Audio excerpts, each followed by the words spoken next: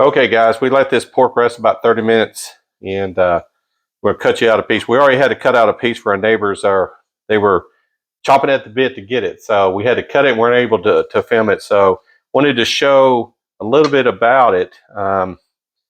You can see right here where we wrapped the bones. It helped them from becoming too black, too dark. But if you notice, you got nice caramelization, nice color from the butter, from the apricot, peach glaze. Everything looks wonderful. Let's cut into it and see what it looks like.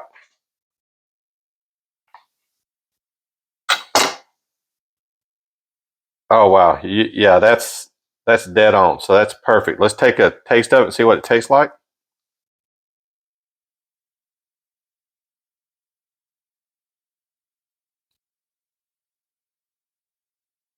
Yeah, that's good. So a little bit of smoke, got a little bit of salt, a little sweetness from the glaze. Perfect. I mean, that's a great cut of meat. Let's recap a little bit. We did a compound butter with over the top of it, let set for about an hour. Put it on the smoker. We smoked it for 4 hours. After 4 hours, we pulled it off. Let it sit there and rest for a little bit, about 30 minutes or so. Good to go.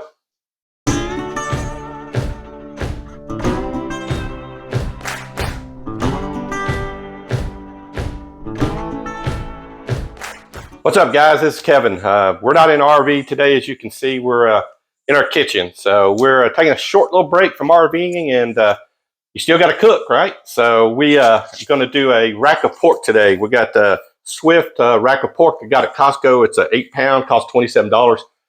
Perfect cut of meat to do. It's easy to cook. Got a lot of great marbling in it. It's got 8 bones, so you'll be able to do a 8 chops if you wanted to. And with it being a bigger, thicker cut of meat like this, you can make sure that somewhere on the end it might be a little more done that somebody wants on the outside. The only thing you want to worry about when you're cooking any type of pork is that you don't overcook it. So we'll walk you through the process of once we put it on the smoker and what temperature we're looking for it to come to. We're going to make a compound butter to go in it. So we got the 2 sticks of unsalted Kerrygold butter. You want to use real butter. We really like Kerrygold. You can see this butter, how dark it is. And the fat that's in there is just going to help to add to the flavor that's going to go with this pork as well. To make the compound butter, we're simply going to use 2 tablespoons of this Italian herb seasoning. It's dry, made by Morton's. You can use fresh if you want, doesn't really matter. But with the amount of the amount of fat that's in this butter, it's going to really concentrate and really make the herbs come alive. We're also going to add 2 tablespoons of our smoky and bold. The smoky and bold is going to it's got a lot of our paprika. It's going to give some of the color that we're looking for and a little more pepper. The last thing we're going to put on is just a light little dusting. We're not going to add this to the compound butter. We're just going to put this over to the top. It's a prime rib made by Rodella. I get this actually at Costco. This stuff is great. And don't worry if it says prime, steak, pork, chicken, whatever. Look to see what herbs are in there, what seasonings are in there. It might go great with pork, chicken, or whatever. So we actually put this on chicken as well. So we'll just put a little light dusting on that. That's going to give me a little bit more of that pepper and a little more of that salt. It's got the big crystal sauce that we're looking for. So first thing we'll do is going to get this out of this package, and then we're going to French these bones to give it a little bit better look. And then we're also going to make this compound butter, and we'll walk you through that. All right, to make this compound butter is pretty simple. One thing I do want to recommend, make sure that this butter is super soft. So you don't want to have it as liquid butter, but you want it really, really soft. You can see how soft this is. If it's too hard, just put it in the microwave on a low temperature, kind of, watch it for a few seconds until it gets softened. Simply take your herbs, dump them into the butter, and just mix it all together. And with these dry seasonings, you're going to really see them start to come alive, and they get a little bit softer, gives you a little more texture. So it's almost like you're rehydrating them with the oil that's in there. We'll take our smoky and bold, put that in there as well. Again, mix it all up. So you want to get it mixed really, really good. And we'll just keep mixing this until we get it to the consistency that we want. And, there's easy making compound butters. You can make compound butter for anything. You make compound butter with jellies and stuff like that to put on your toast, or whatever you're looking for. So you can see we're getting a good mix on it, and we're gonna let this actually set for a little while too. Probably 30 minutes. Kind of let it reconstitute a little bit. But you can see it's got great color to that compound butter. This is what we're going to put on that rack of pork. Okay, we got that this rack of pork out of the cryovac, and boy, it's a good cut of meat. You never know until you get into it, but this looks like this is going to be some good eating. So the cap right here looks like the Swift has taken most of the silver skin off. So if you see any silver skin, you want to get that. So I'm going to leave quite a bit of this this fat that's on here. I might trim a little bit of it off. Some of this right in here looks a little bit thicker. So you just got to trim it to what you think is really needed. And but pork is a leaner cut of meat. So you want to try to leave as much fat on there as possible. One thing you want to do is take these bones right here, and we're going to French them up a little bit and see if we make them look a little bit better. So we're going to do this here for a few seconds, and then we'll come back and see what it looks like. Okay, guys, we got this rack of pork. We got it, took the bones, Frenched them, and simply all you do is you take your paring knife and scrape down, cut along here. This is simply for appearance. It doesn't do anything for us cook the flavor, make it cook any faster or better. Then we took these some aluminum foil, and you simply take the foil, wrap it around, squeeze it real tight. And so we'll do, we wrap all these bones, and then about halfway through the cooking process, I'll unwrap them. What that'll do is allow the bones not to brown. So we don't want them getting too dark, too black like you see on some pictures. So, just simply for appearance. It doesn't do anything for us cook it faster, make better flavor. It's just for appearances. But, you do eat with your eyes. So, I always like to try to do what I can to make it look good as well. So, so we got them all done. One thing you want to remember too is on the back of the pork, there's a silver skin, just like on a rack of ribs. So you want to pull that off. You can see this has got great marbling in it. It's going to be see all the marbling in there. It's a Swift, so it's a good cut of pork. So we're going to now put it on a pan.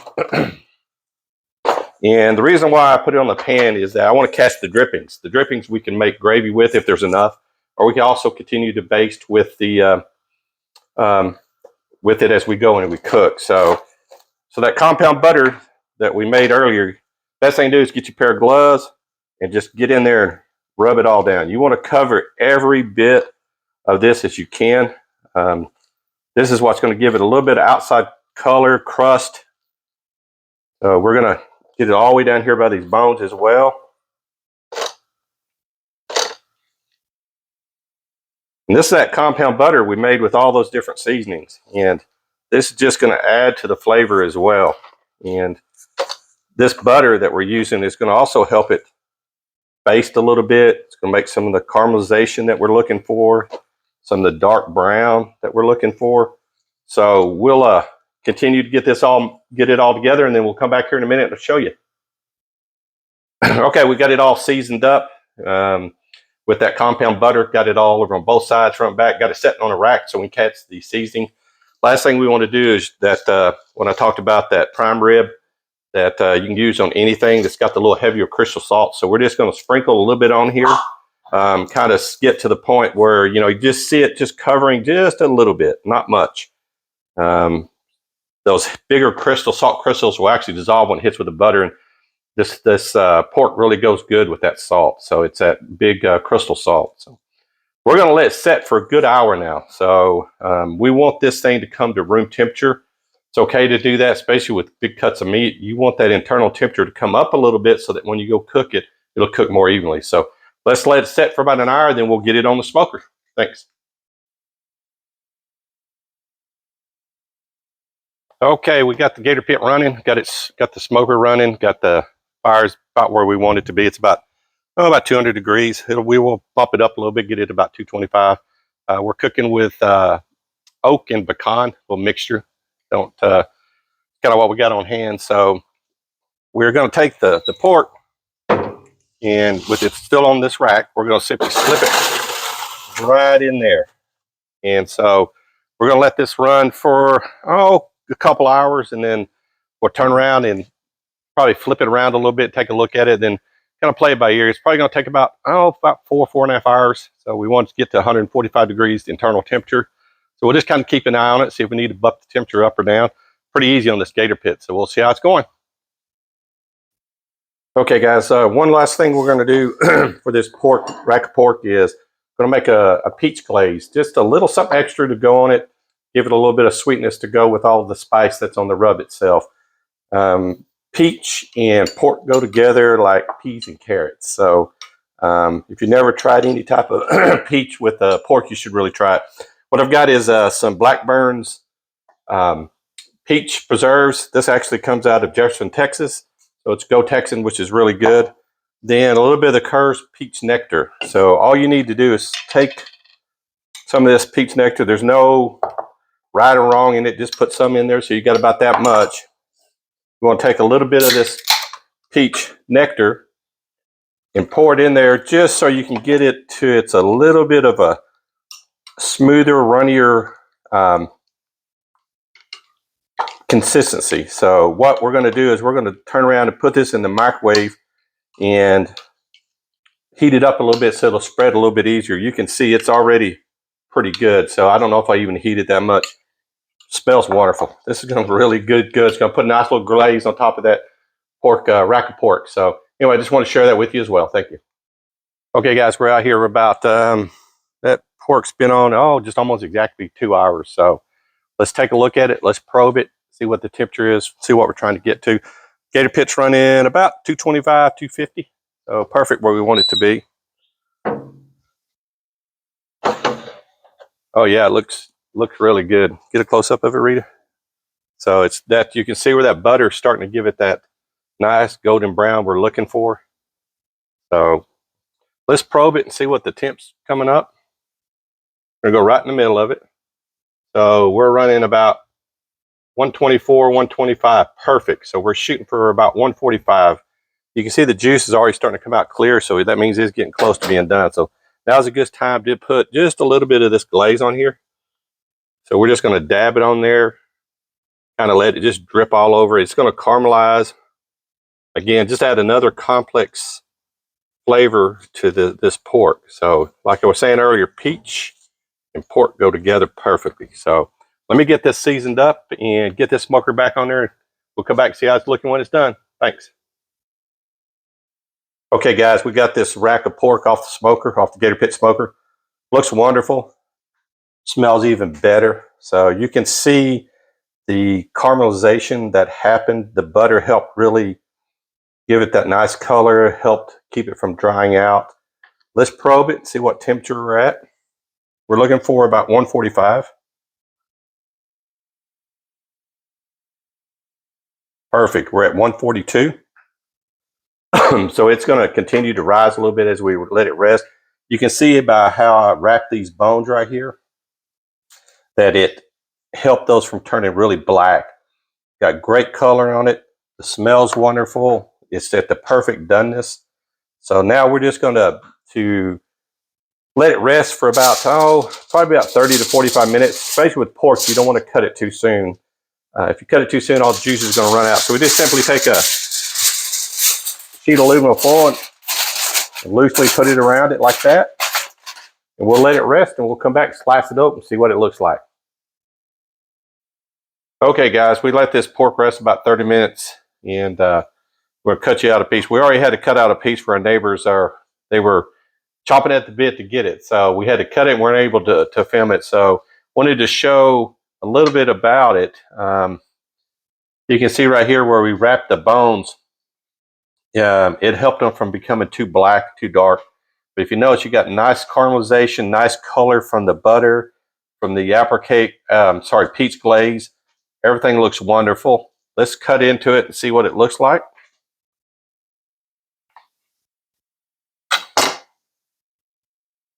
Oh wow, yeah, that's dead on. So that's perfect. Let's take a taste of it and see what it tastes like.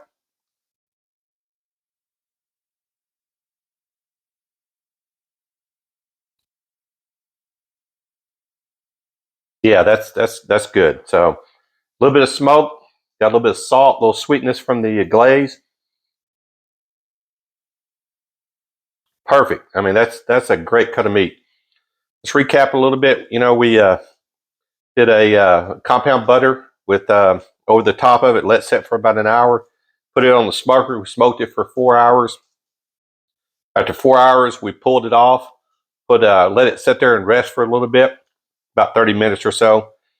Good to go.